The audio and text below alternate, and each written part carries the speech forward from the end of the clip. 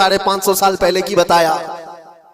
मेरे अजीजों, ये तारीख में आपको बता रहा हूं, नबियों का कत्ल करने वाली कौम, उनके सामने आम इंसान क्या माने रखते हैं। ये दुनिया की सारी कौमों को हकीर समझने वाली कौम, दुनिया के पूरे जखीरों को अपनी मिल्कियत समझने वाली कौम, उनका अकीदा है ये दुनिया का जितना गोल्ड है, जितना सोना है, उस पर सिर्फ और सिर्फ उनकी कौम का कब्जा होना चाहिए। फिरौन जुल्म में पूरी दुनिया में मशहूर है। वो औरतों को भी जालिम इस तरह से मारा है कि जिसकी तारीख में मिसाल नहीं मिलती। लेकिन मैंने अपनी जिंदगी में देखा, आज के जमाने में इजराइल नाम से एक नाजायज हुकूमत पर काबिज शख्स ने 12,000 नहीं 50,000 लोगों को साल भर में कत्ल कर दिया। ये तारीख का भयानक चेहरा है।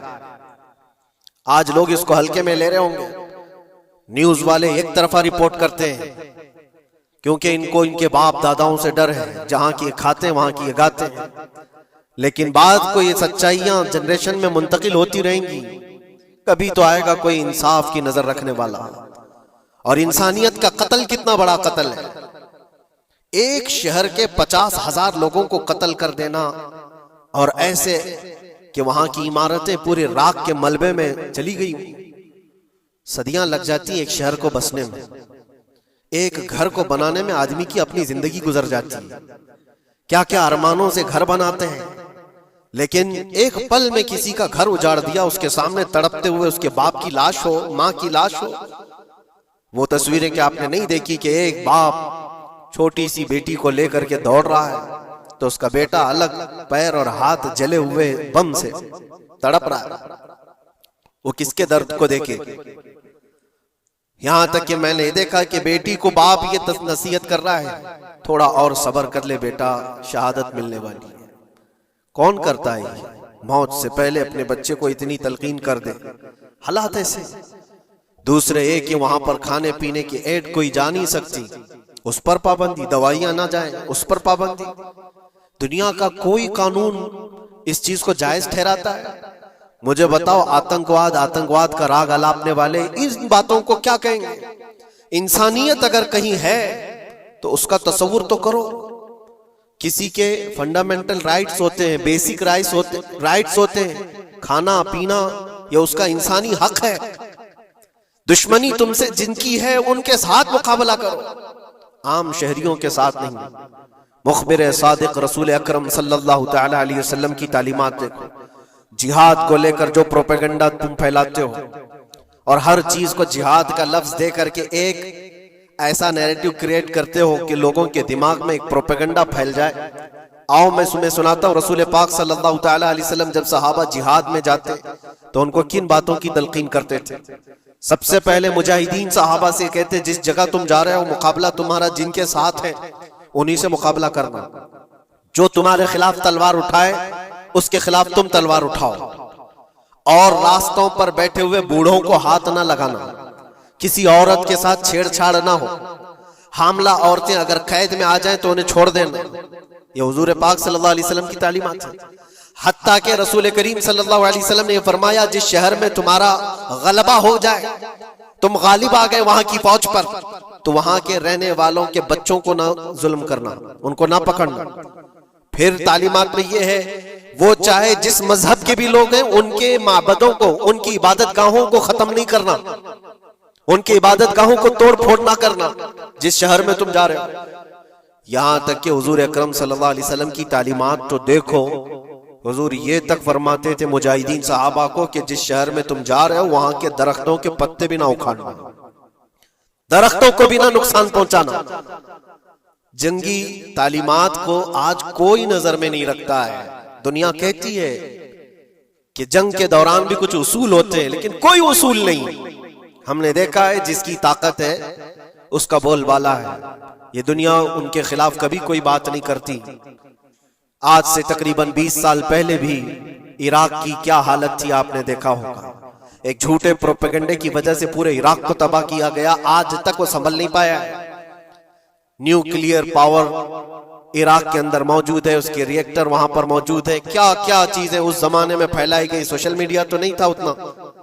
दुनिया ने ये मान लिया कि हाँ दादा कह रहा है तो होगा।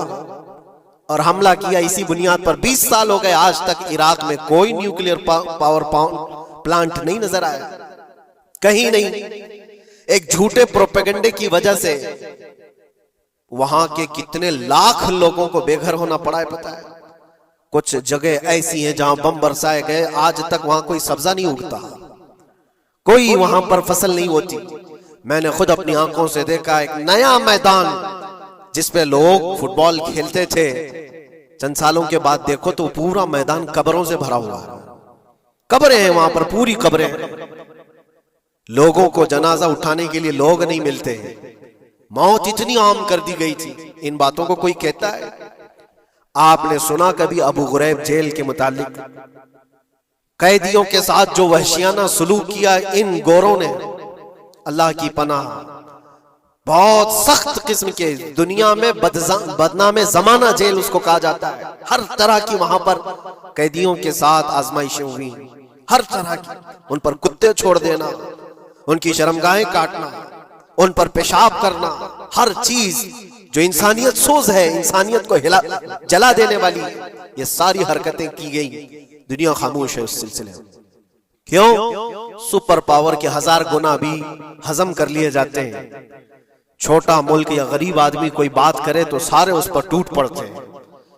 आज मैं एक चीज आपको बताना चाह रहा हूं कि ये कोई नई चीज नहीं है जो हो रही है आज दुनिया में, ये फैलने वाली है और कयामत के करीब हम आ चुके हैं। हो सकता है दुनिया पूरी जंगों के लपेट में हो, जो रसूल पाक सल्लल्लाहु अलैहि वसल्लम ने इरशाद फरमाया, कत्ल इतना बढ़ जाएगा कि 100 लोग हों तो 99 मर जाएंगे, एक बच जाएगा।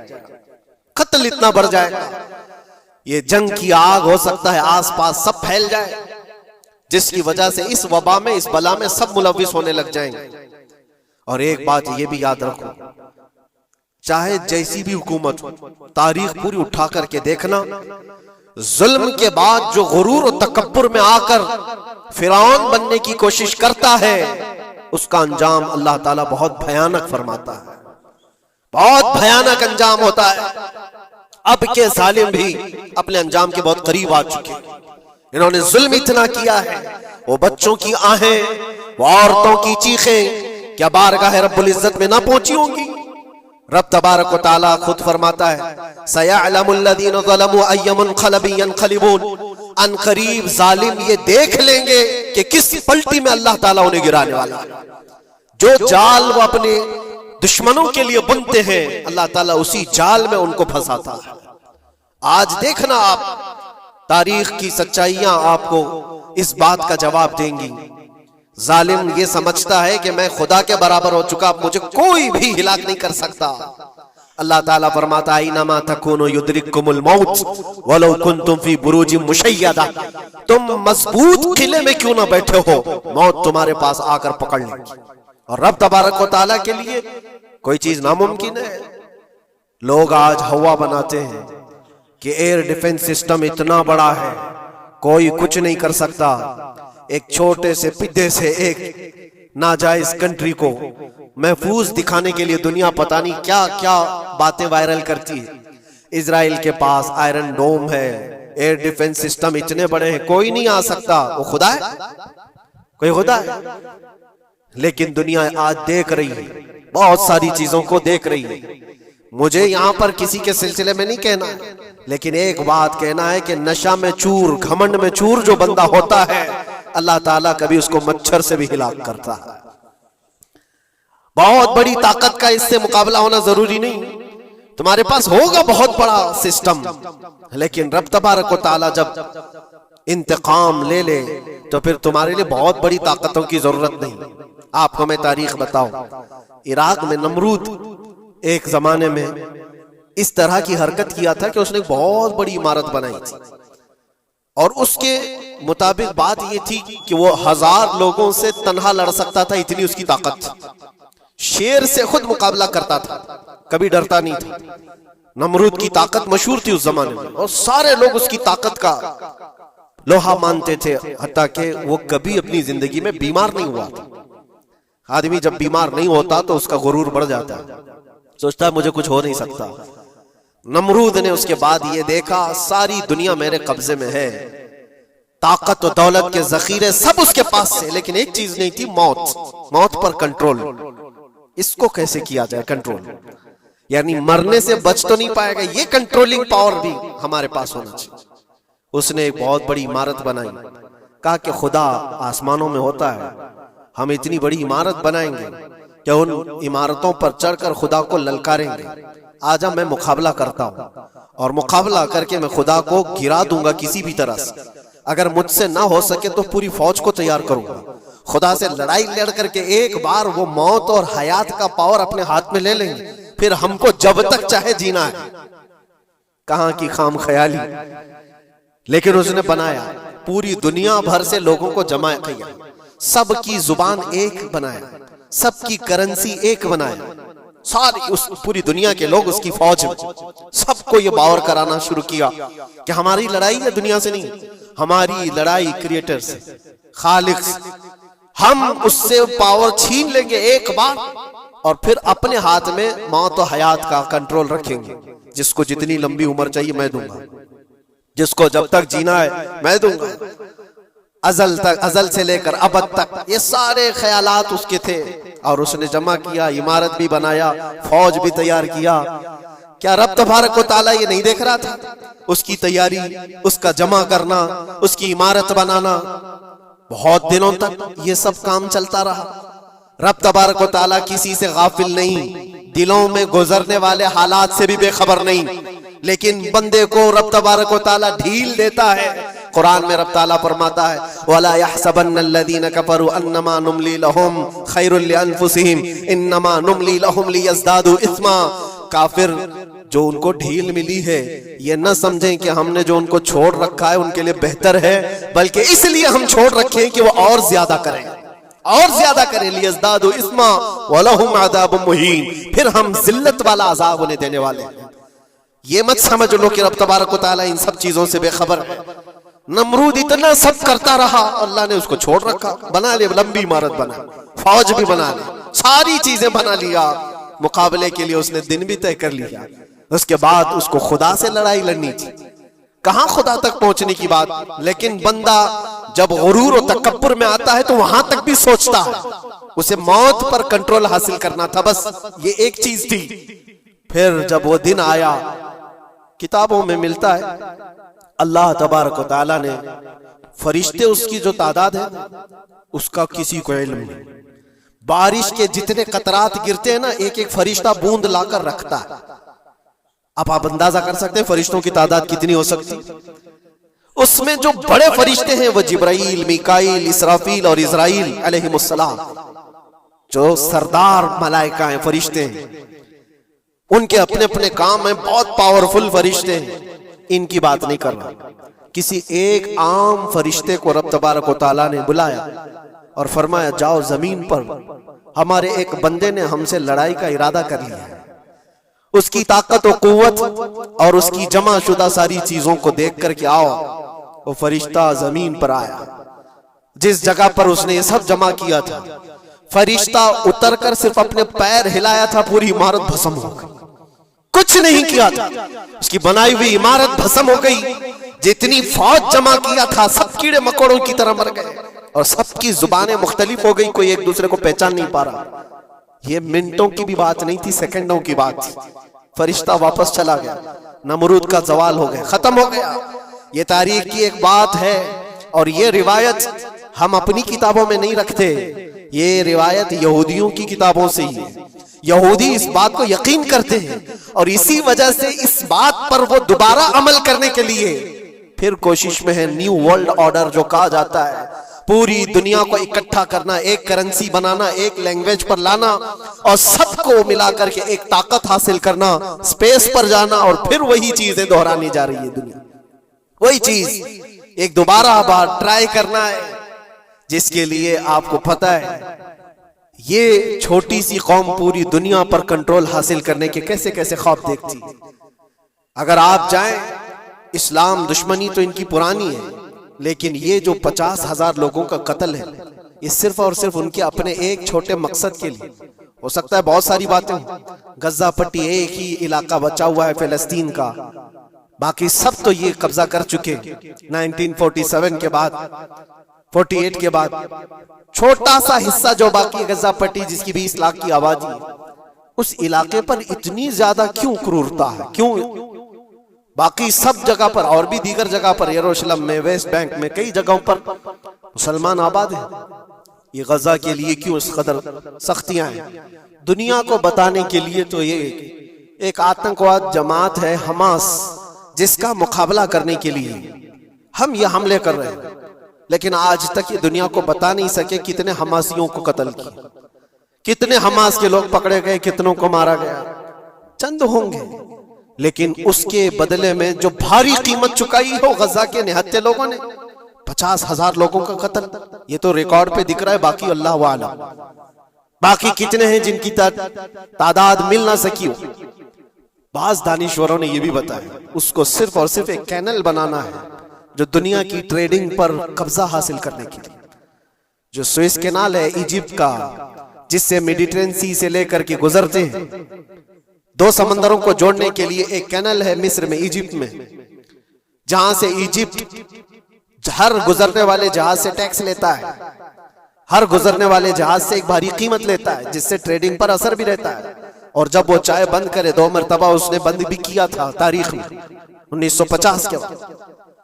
और ये ख्वाब देखता है इजराइल कि हम अपनी ही जगह से एक कैनल बना लें तकरीबन 300 किलोमीटर, जिसके लिए उसको गजा हासिल करना बहुत जरूरी है। ये बाज लोगों की अपनी तहकीक है। तो क्या कोई अपने मफाद का हासिल करने के लिए 50,000 लोगों का कत्ल कर सकता है? दुनिया को यह भयानक चेहरा भी तो मालूम होना चाहिए। अगर उनको कोई रास्ता बनाना है तो उसके लिए इंसानियत का कत्ल करना है। मैं आपको एक बात अर्ज किए देता हूं, कुरान पाक ने जो फरमाया वो हक है, 100% हक है। अल्लाह ने फरमाया, मैंने खुतबे के बाद जो आयत पढ़ी, वदुरिबत अलैहिमुल ज़िल्लतु वल मस्कनत, अल्लाह फरमाता है उन पर जिल्लत और गुर्बत लिख दी गई। किस पर? यहूदियों के मुताबिक। वबाउ बिग़ज़बिन मिन अल्लाह, और अल्लाह के गज़ब में रहेंगे वो हमेशा। आप सूरह फातिहा में पढ़ते हैं ना, गैरिल मग़दूबि अलैहिम वलद्दालिन। मग़दूब का मतलब क्या है? जिन पर अल्लाह का गज़ब हुआ, और वो यहूद कौम है। कुरान पाक की मैं आपको बात बता रहा हूं। और अल्लाह ताला फरमाता है वजह क्या है? ज़ालिका बिअन्नहुम कानू यकफुरून बिआयातिल्लाह, वो इसलिए कि अल्लाह की निशानियों को ठुकराते, व यक़्तुलून अन्नबिय्यीन बिग़ैरि हक़, और अल्लाह के नबियों को ना हक कत्ल करते। अब दुनिया को ये अफसोस हो रहा होगा, जैसे मैंने अभी बताया 50,000 लोगों का कत्ल वहां कर दिया, ईरान में घुस गया, शाम में घुस गया, लेबनान में घुस गया, हर जगह मार मार मार और लोगों का कत्ल। मेरे अजीजों, ये तो आम लोगों का कत्ल है। और कुरान ये कहता है ये वो कौम है जो अल्लाह के नबियों को कत्ल करती थी। और तारीख में है तकरीबन 10,000 नबियों को इन्होंने कत्ल किया है।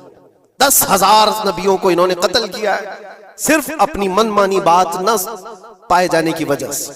हजरत ज़करिया अलैहिस्सलाम की बात मालूम है? ये तो बैतुल मुक़द्दस के मुतवल्ली थे। ज़करिया अलैहिस्सलाम बैतुल मुक़द्दस के इमाम थे, जिनका जिक्र है कुरान पाक में। हजरत ज़करिया अलैहिस्सलाम के पीछे यही कौम जो उनकी उम्मत में थी, यहूदियों के लिए भी वो मुक़द्दस नबी थे।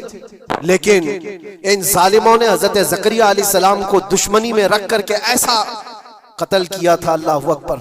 ज़करिया अलैहिस्सलाम इनसे भाग करके निकले थे और एक दरख्त को जाकर कहा, ए दरख्त खुल जा, मैं तुझ में आता हूं। दरख्त खुल गया, हजरत ज़करिया अलैहिस्सलाम उसमें अंदर चले गए, दरख्त फिर बंद हुआ। तारीख में मौजूद है। इब्लीस लाइन ने, शैतान मरदूद ने यहूदियों को रास्ता भी बताया और दरख्त भी बताया कि इसके अंदर ज़करिया छुपे हुए, इसके अंदर ज़करिया है। यहूदियों ने तेज आरी लेकर के दरख्त को ऊपर से काटना शुरू किया कि दरख्त के 2 टुकड़े होंगे तो ज़करिया अलैहिस्सलाम तक भी पहुंच जाएंगे।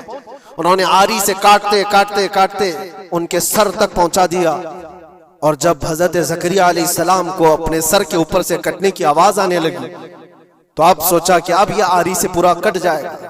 अल्लाह ताला की तरफ से निदा आई, ए ज़करिया सब्र कर लो, अगर तुम इस पर आवाज निकालोगे तो सब्र वालों में से तुम्हारा नाम निकल जाएगा। यहां तक के तारीख में है वो यहूदियों ने आरी से काटते काटते हजरत ज़करिया अलैहिस्सलाम के सर को चीर दिया और जिस्म के दो टुकड़े हो गए। अल्लाह के नबी खामोश रहे, सब्र करके रह गए। उनके बेटे यहया अलैहिस्सलाम ने यहूदियों के एक गवर्नर या बादशाह को यह कहा था कि एक निकाह में दो बहनों को रखना जायज नहीं। उसने दो बहनें एक साथ अपनी ज़ौजियत में रखा था। सिर्फ इतनी बात पर हजरत यहया अलैहिस्सलाम सिर्फ 33 साल के जवान थे। उस यहूदी जालिम ने यहया अलैहिस्सलाम के सर को काट करके बर्तन में लाकर नाश्ते में रखा था। अल्लाह के नबी की बात कर रहा हूं। अल्लाह के नबी के सर को काट कर तश्त पे रखा था। लेकिन तारीख की सच्चाइयां बताती हैं कि वो कटे हुए सर से यहया अलैहिस्सलाम बोलते थे, ए जालिम, अब भी मैं कहता हूं एक निकाह में दो बहनों को रखना हराम है, हराम है। ये अल्लाह के नबियों की जिंदगी में बता रहा हूं जिनके साथ इन्होंने किया। ईसा अलैहिस्सलाम, ये पागल ईसाई जो आज उनकी कपड़ों में जाकर बैठे हुए होते हैं, जबकि जिंदगी भर ये लड़ते रहे हैं। कुरान भी कहता है वकालतिल यहूदु लैसतिन नसारा अला शै वकालतिन नसारा लैसतिल यहूदु अला शै। दोनों लड़ते थे। यहूदी कहते ईसाई कोई चीज ही नहीं, ईसाई कहते थे यहूदी कोई चीज ही नहीं। इनकी जंगें इतनी खतरनाक हुई, ये सब लिपापोती करके आज दिखाते हैं कि हम सब एक हैं। बहुत गहरी दुश्मनियां इनके दरमियान थी। ईसाइयत, हजरत ईसा अलैहिस्सलाम को क्या किया गया?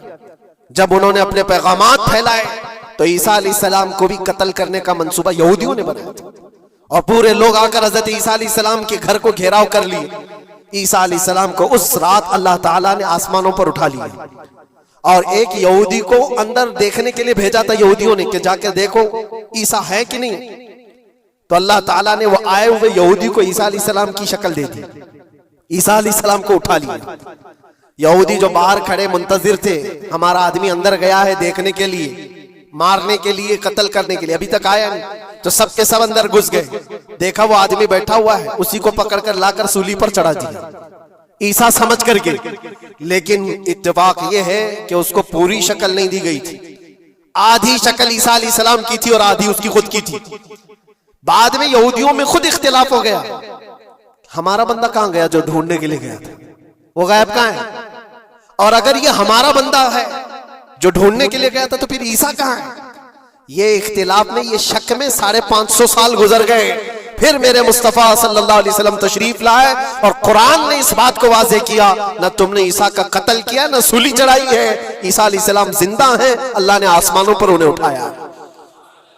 ये तो ईसाइयों पर एहसान है कुरान का, जो सच्चाइयां 550 साल पहले की बताया। मेरे अजीजों, ये तारीख में आपको बता रहा हूं, नबियों का कत्ल करने वाली कौम, उनके सामने आम इंसान क्या माने रखते हैं।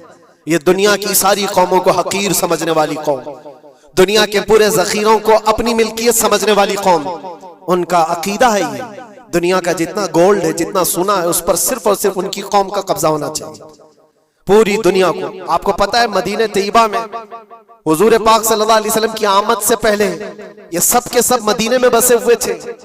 550 साल से इंतजार कर रहे थे हुजूर के आने का। दूसरी कौमों को डराते थे, क्यों? उनकी किताब में मौजूद था आखिरी नबी के आने की सारी बातें मौजूद थी। आखिरी नबी आएंगे, उनके मानने वालों का गलबा होगा, वो अपने नूरे नबुव्वत से लोगों के दिलों को पाक करेंगे। उनकी शक्ल भी बताई गई थी तौरात में, उनके आने की जगह भी बताई गई थी। पूरे हिजाज में खजूरों का झुंड एक इलाका होगा जहां ये नबी आएंगे, और वो मदीने के अलावा कोई जगह ही नहीं थी। यहूदी ये सब चीजें देखकर हुजूर के आने से 550 साल पहले से इंतजार में थे, वो नबी यही आएंगे, यही आएंगे। और दूसरी कौमों को डराते थे, डराते थे, हमसे मत उलझना, आखिरी नबी आने वाले हैं हमारे, और उस नबी के आने के बाद फिर हम चुन चुन कर तुमसे बदला लेंगे।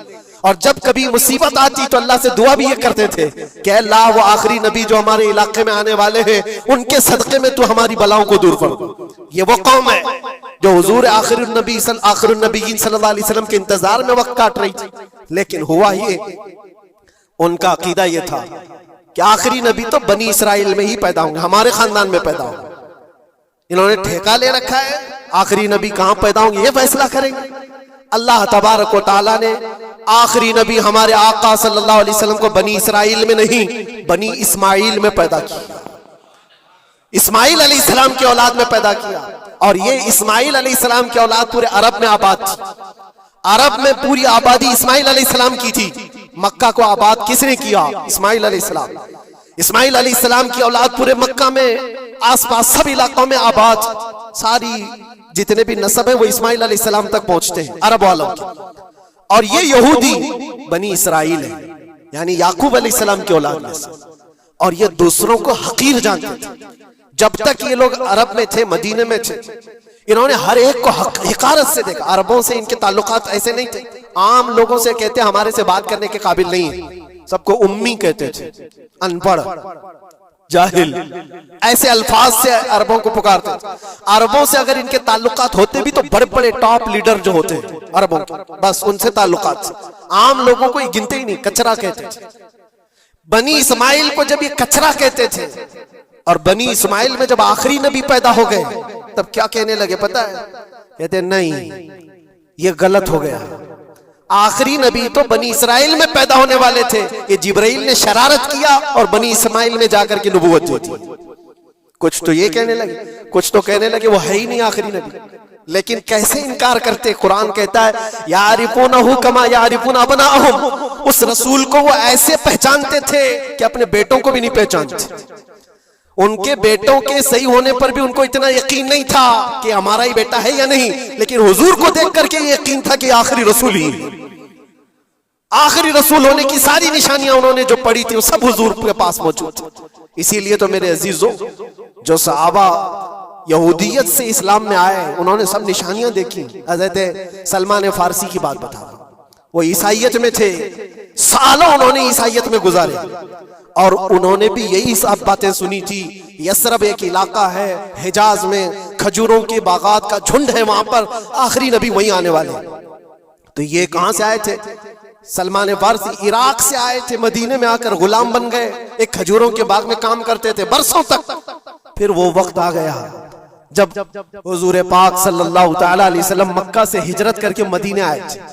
मस्जिद कुबा जहां है वहां 14 दिन तक हुजूर क़याम किए हुए थे। तो वो बागीचे का जो मालिक है, सलमान फारसी का जो मालिक था, उसका भतीजा आकर के खबर देता है, चाचा सुना है कि नई खबर? यसरब में एक शख्स आया है मक्का से, हसीन चेहरा है, गुलाबी रंगत है, बोलता है तो लोग सब उसकी तरफ देखते हैं, और वो कहता है कि मैं अल्लाह का आखिरी रसूल हूं। यहूदी का भतीजा अपने चाचा को खबर दे रहा है। सलमान फारसी खजूर के दरख्त के ऊपर बैठे खजूर काट रहे थे या साफ कर रहे थे। ये खबर सुने कि वहां से छलांग लगाकर नीचे आ गए, जिसके इंतजार में तो सालों गुजार दिया था। क्या कहा तुमने?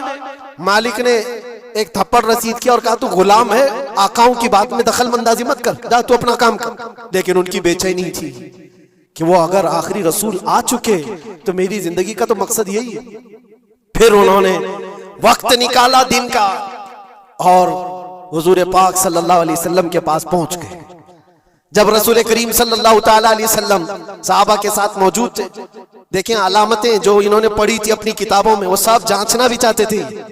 खजूरें लेकर के गए और कहा या रसूल अल्लाह ये कबूल कीजिए, ये सदका है। हुजूर ने लिया और सबको बांट दिया, उसमें से कुछ भी नहीं खाया, क्योंकि सलमान फारसी ने पढ़ा था कि आखिरी रसूल सदका नहीं खाएंगे। एक निशानी देख ली उन्होंने। दूसरे दिन आए, फिर वो मौका निकाला और खजूरें ली और आए। हुजूर से आकर के कहा कि ये लीजिए, कबूल कीजिए, ये हदिया है। हुजूर ने खुद भी खाया और सबको तकसीम किया। कहा ये किताब में मौजूद है, वो आखिरी रसूल हदिये को इनकार नहीं करेंगे, तहाइफ कबूल करेंगे। दो अलामतें देखी। फिर एक दिन, तीसरा दिन था, रसूल पाक सल्लल्लाहु अलैहि वसल्लम एक जनाजे में थे। तहबंद थी हुजूर के, चादर थी जिस्म के ऊपर। सलमान फारसी एक और निशानी देखने के लिए आए हुए थे जो किताबों में पढ़ी थी। कभी हुजूर के दाएं आते, कभी बाएं आते, कभी आगे कभी पीछे, पूछने की या कुछ बात करने की कोशिश कर रहे थे। हुजूर सल्लल्लाहु अलैहि वसल्लम ने उनको देख लिया और कहा सलमान आ जाओ इधर। इधर बुलाया, अपनी चादर हटाई और कहा ये मोहरे नबूवत देखने के लिए आए थे। जो हुजूर सल्लल्लाहु अलैहि वसल्लम के कंधों के बीच में एक ऐसा सफेद निशान था जिसको मोहरे नबूवत कहा जाता है, वो सूरज से ज्यादा चमकता था।